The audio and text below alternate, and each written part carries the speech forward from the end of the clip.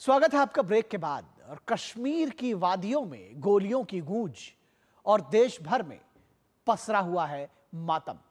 पहलगाम में हुए आतंकी हमले ने पूरे भारत को दहला दिया है। जिस परिवार ने छुट्टियों के लिए कश्मीर का रुख किया था, उनके लिए यह सफर जिंदगी का सबसे भयानक हकीकत बन गया।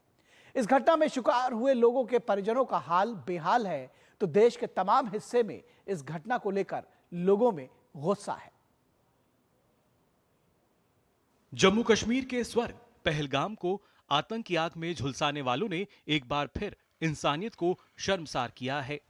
मंगलवार को हुए कायराना आतंकी हमले ने 26 मासूम जिंदगियों को छीन लिया। देश के कोने कोने से आए सैलानी उस दिन बस सुकून की तलाश में थे, लेकिन जो मिला वो था चीखों का मातम और गोलियों की गूंज। मध्य प्रदेश के अलीराजपुर में सन्नाटा है। LIC branch manager Sushil Kumar नथलिया की हत्या ने पूरे शहर को झकझोर दिया है। बेटी आकांक्षा घायल है। पिता की मौत से बेखबर जिंदगी की जंग लड़ रही है। कल रात 10 बजे मेरे छोटे भतीजी के द्वारा सूचना मिली कि बुआ गोल्डी का फ़ोन आया है और उसने बताया है कि पापा नहीं रहे और आतंकवादी हमले में वो मारे गए हैं। कानपुर के शुभम द्विवेदी की शादी को अभी 2 महीने ही हुए थे। पत्नी के सामने सिर में गोली मारकर आतंकियों ने उसका कत्ल किया। शुभम का गांव हाथीपुर शोक में डूबा है। शुभम भैया उनकी अभी 12 फरवरी को ही शादी हुई है, तो वो और उनकी वाइफ घुड़सवारी करते हुए गए हुए थे ऊपर। वहां पर जानकारी हम लोग को ऐसे हुई कि भाभी ने फोन किया नीचे ताऊ जी को कि शुभम भैया को गोली मार दी है सर पर।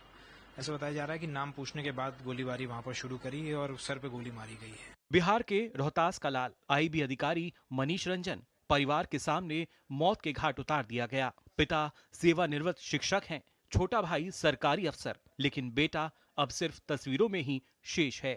कार्रवाई हो, पाकिस्तान को सबक सिखाया जाए, आतंकवादियों पर प्रहार किया जाए, उन्हें निस्तानाबूद किया जाए। हमारे मित्र थे, बचपन के दोस्त थे, हम रात में सो नहीं पाएंगे। ऐसी दुखद घटना है। पहलगाम हमले में मारे गए लेफ्टिनेंट विनय नरवाल का पार्थिव शरीर श्रीनगर एयरपोर्ट से नई दिल्ली हवाई अड्डे पर लाया गया। इस दौरान परिजनों के अलावा दिल्ली की मुख्यमंत्री रेखा गुप्ता हवाई अड्डे पर मौजूद रहीं। विनय नरवाल के पिता और बहन के करुण रुदन ने सभी को भावुक कर दिया। वहीं छत्तीसगढ़ के दिनेश मिरानिया अपने बच्चों के साथ गर्मी की छुट्टी बिताने आए थे। कायर आतंकियों ने धर्म पूछा और गोलियों से छलनी कर दिया। दिनेश के परिजनों पर मानो वज्रपात हो गया।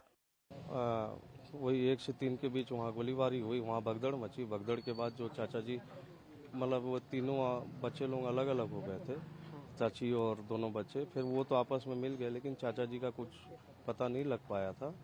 और जब पता लगा कि चाचा जी हमारे, फिर पता लगा तो वो हमारे भी बच्चों को और महिलाओं को उन्होंने अलग कर दिया और मर्दों को ही टारगेट करके मारा। डोंबिवली, जयपुर, सूरत, भावनगर, दिल्ली, देश के हर कोने से मातम की कहानियां हैं। बिखरे सपने हैं, आधी अधूरी यात्राएं हैं। सरकार ने जांच के आदेश दिए हैं। सुरक्षा एजेंसियां एक्टिव मोड में हैं, लेकिन देश की आत्मा तब तक सिसकती रहेगी जब तक हर आतंकी को उसके अंजाम तक न पहुंचा दिया जाए। Bureau report, DD news.